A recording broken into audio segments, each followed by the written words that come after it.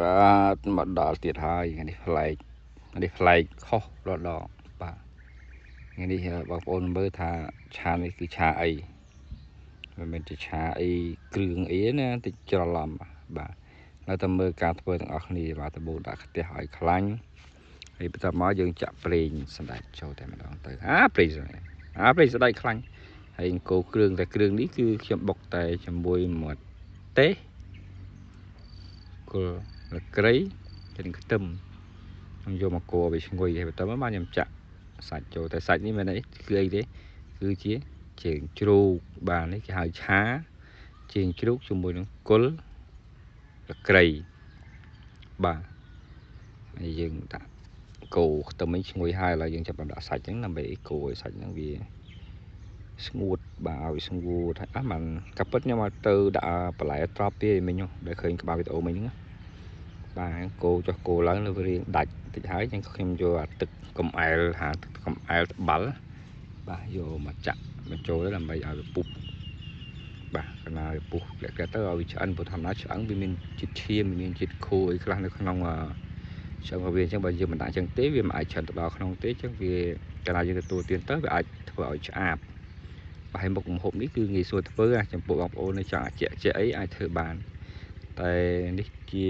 របស់ខ្ញុំមកធ្វើអាហ្នឹងច្រើនតែដាក់ម្ទេសឲ្យក្រាស់មិនឆ្ងាញ់បាទនេះវាតម្រូវការម្ទេសបាទគឺប្រើម្ទេសឲ្យក្រាស់ហ្មងมันទៅវាឈ្ងុយហើយតែសូមបញ្ជាក់ទៀតណាឥឡូវដល់ម៉ោងដាក់ត្រប់បាទយើងចង់ដាក់ត្រប់ក៏បានមិនដាក់ក៏បានជាសាច់តែចិត្តបងប្អូនដែលចង់ទទួលទានតាមចំណង់មកចិត្តរបស់យើងតែនេះថាយើងគេសឹកเลยអញ្ចឹងមិត្តភ័ក្តិជុំគ្នាថាបងប្អូនទាំងអស់ដាក់ត្រប់ទៅយើងបានវាបានបង្កើនម្ហូបរីច្រើនតិចគេថាយើងប្រើតែសាច់ពេកទៅដូចបង្កើតដាក់បន្លែខ្លះទៅមកតែហូបសាច់ពេកក៏វាមិនល្អដែរហើយចឹងតើមកបើខ្ញុំចាក់ទឹកបន្ថែមទៀតដើម្បីឲ្យវាពុះម្សៅនេះដើម្បីអីគឺដើម្បីឲ្យវាឆ្អិនត្រប់នោះមកវាស្ងួតពេកអញ្ចឹងត្រប់វាងាយផុយហើយយើងឆាប់បានហូបផងបាទហ្នឹងឯងជោគឆាកំអែលដាច់ខ្ទះជោគចុះជោគឡើង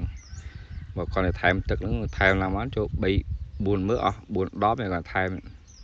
មកវាផុយជើងជ្រូកហ្នឹងព្រោះស្បែកវារៀងស្វិតដែរហើយយ៉ាងយើងអត់មានថ្មីខាំផងទៀតបាទហុយទៀតហើយ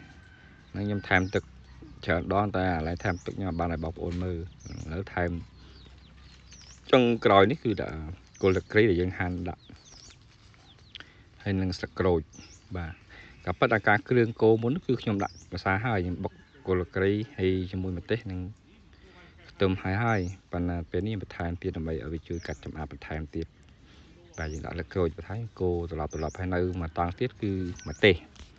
នេះគឺខ្ញុំបន្ថែមក្រៅប្រព័ន្ធទៀតព្រោះវានៅស្ទើអាមុនខ្ញុំរាប់មនុស្សដាក់ឡើងមកចេះតិចឡើងក្រហមយ៉ាងបាទហើយវីដេអូនេះ